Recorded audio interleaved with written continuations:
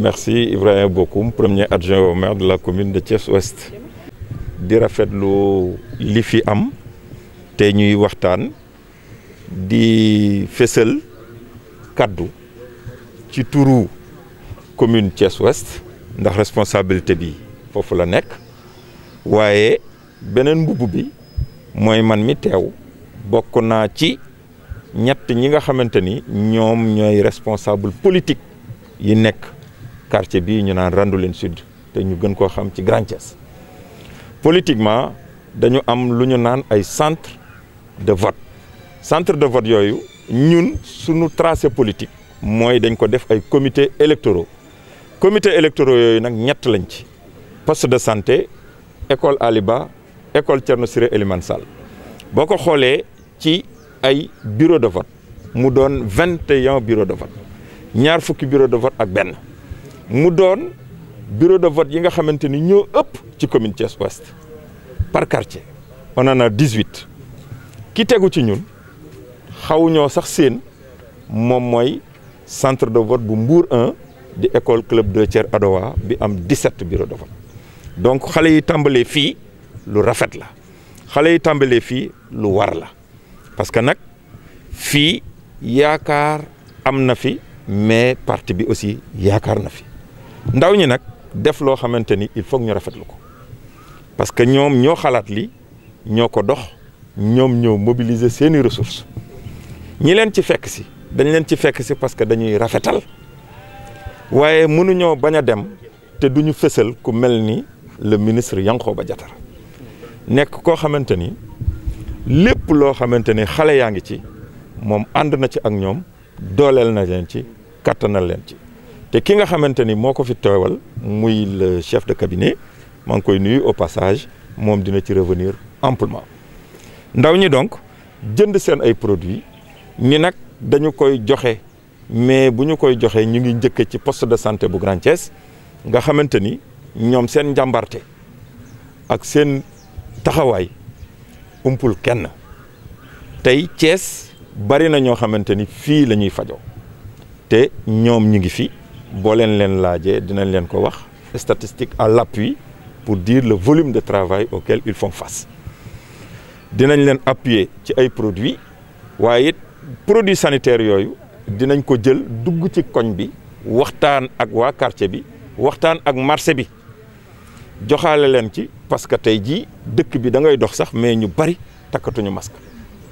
te it feebar baa ngi fi ba néegi ni troisième vague bi c'est une réalité variant nag dafa am ndax dootuñu wax virus léegi virus ba muté na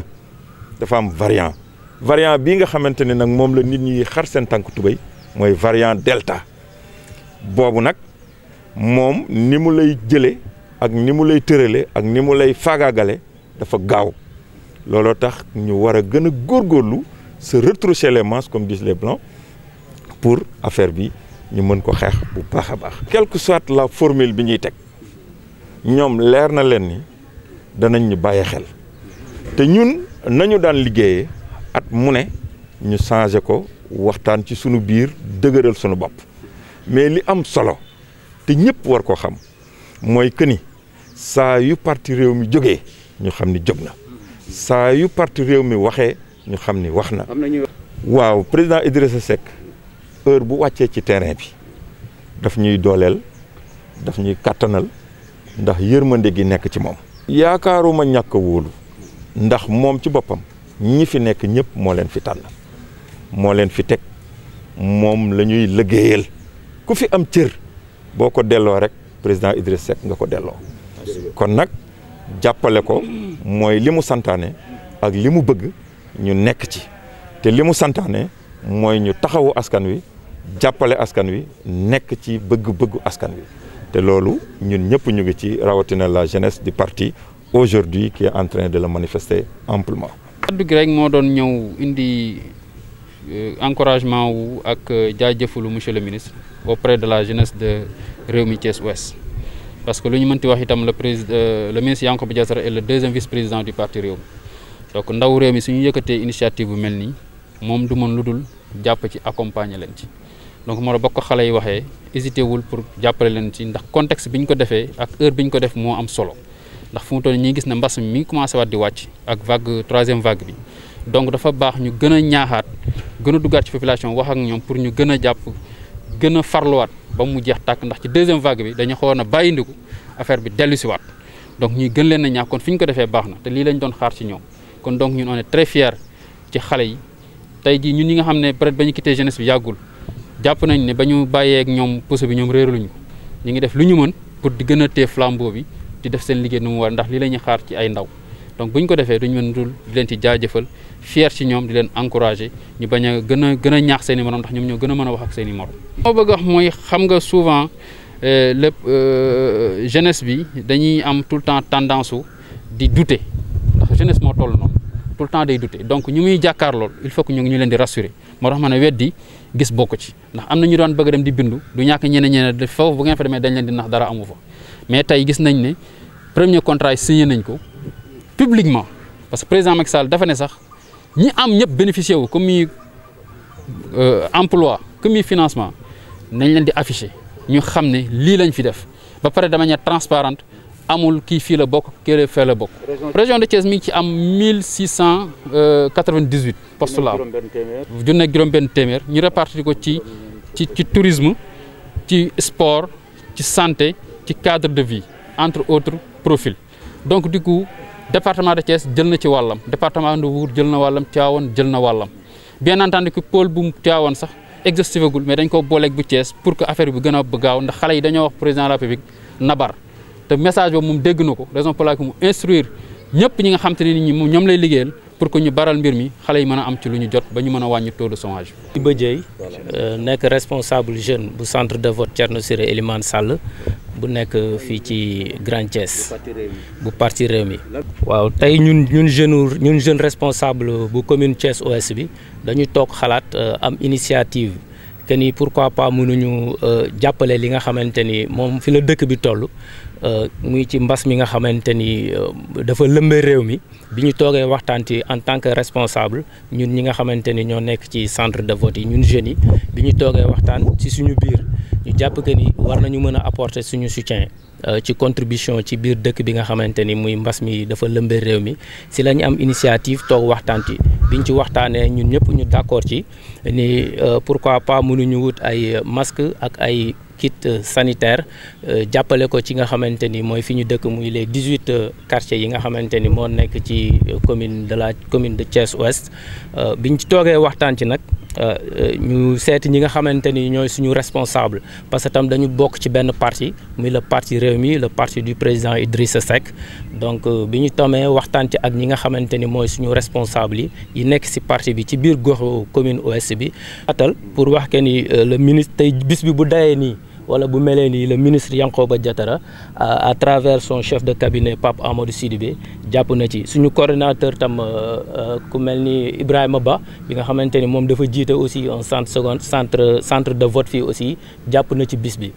waaw boo gisee tamit mbir mi lii lancement bi la donc dañuy démarrer ci poste de santé bi nga xamante ni ñun fi la ñu dëkk ñu ñëw donc pour ñëw tàmbali ak ñoom jox leen li nga xamante ni xëy na ñoom dinañ ko soxla ñooñu koy gën a soxla du n'empêche que aussi ñu wàcc ci quartier bi dugg ci marché yi dem ci quartier yi waxtaan ak nit ñi wax leen li nga xamante ni que ni mooy mbas mi nga xamante ni mi ngi ci dëkk bi mi ngi fi. ba pare aussi dafa am ñetti points yoo xamante ni dañ ko bëgg a dox dëral muy que ni dañu bëgg a waxtaan ak la jeunesse bi nga xamante ni mooy la jeunesse thiessoise la jeunesse thiessoise bi nga xamante ni ñi ngi fi nekk ak ñun ñu nekk ak ñoom pour xamal leen ci côté emploi bi nga xamante ni muy le président Macky Sall joxe na ko les 65 000 emplois yi nga xamante ni def na ko jagleel ñu 450 milliards pendant 3 ans ñu répartitionné ko par 3 ans at bu nekk ñuy am 150 milliards donc démb rek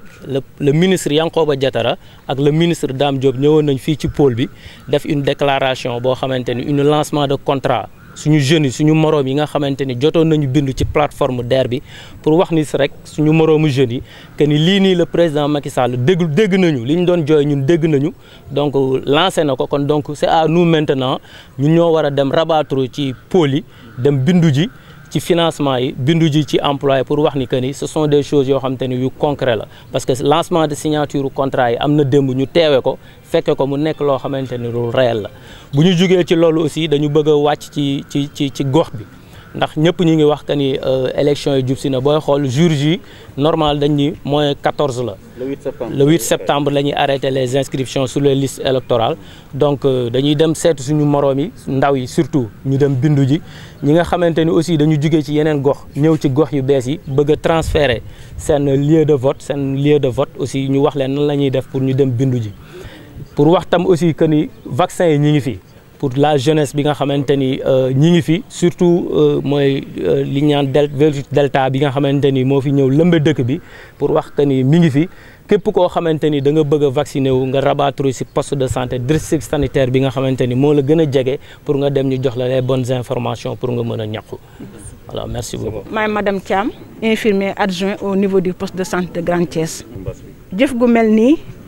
bu ko le ministre Diatara defee. de envoyé personne ñu mel ni Sidibé ak Bokum ñu indi ko au niveau du poste de santé Grand Thiès nekk ak ndaw réew mi dañuy def lu dul di ko rafetlu di leen remercier ndax ku indi ay kit de gel et de masque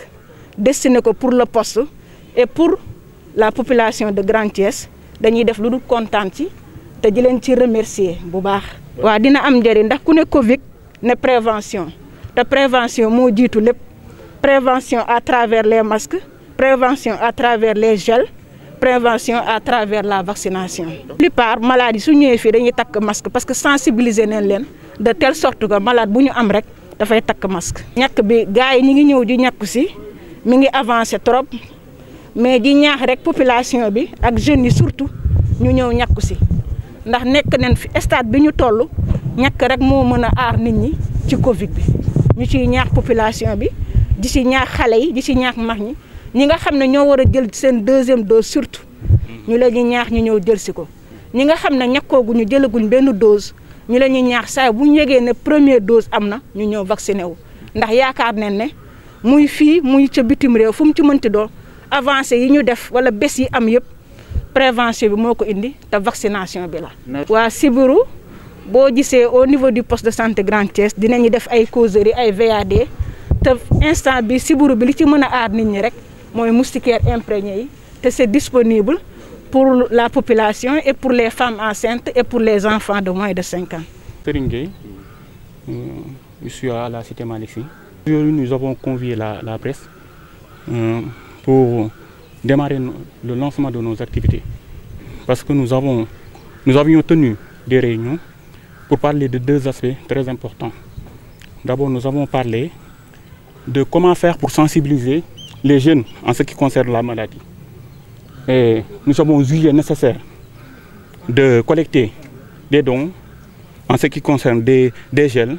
des masques et surtout des gants parce que tout le monde sait que les structures sanitaires sont en manque. Et nous sommes venus ici à la case de santé au poste de santé de Grand Thiès pour démarrer nos activités. Oui, parce que tout le monde sait que le monde, je vais dire que, est secoué par une maladie, le coronavirus qui est apparu, ça fait maintenant plus de 2 ans. Et nous jeunes, on ne peut pas rester les bras croisés, surtout nous jeunes de Thiès-Ouest. Nous avons jugé nécessaire d'abord de sensibiliser la population sur la gravité de cette maladie et surtout sensibiliser la population à aller vers les vaccins parce que seuls les vaccins peuvent éradiquer cette maladie. Nous allons aller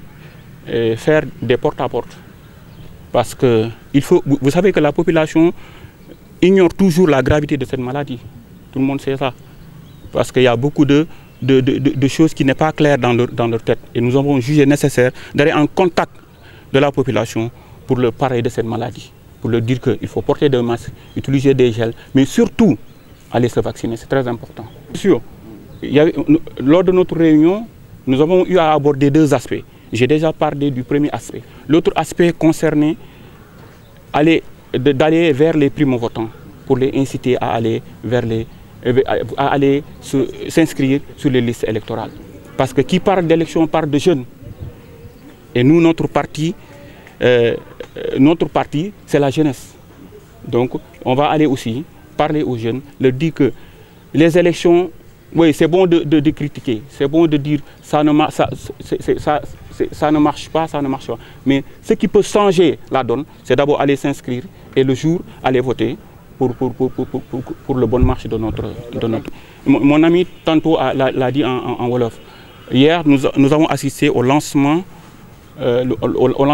qui s'est tenu au pôle emploi de Thiès de CEDEPS. Ce lancement, c'est le président, c'est le ministre Yankhoba Diattara qui l'a fait. Donc on incite aussi aux jeunes d'aller s'inscrire